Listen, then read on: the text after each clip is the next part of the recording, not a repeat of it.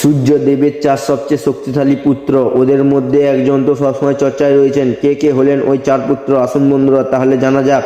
প্রথমে আসেন শনিদেব। সূর্য এবং ছায়ার পুত্র শনিদেব তো ওনার জন্মের পরেই তিন লোকে ওনার অধিকার করে নিয়েছিলেন।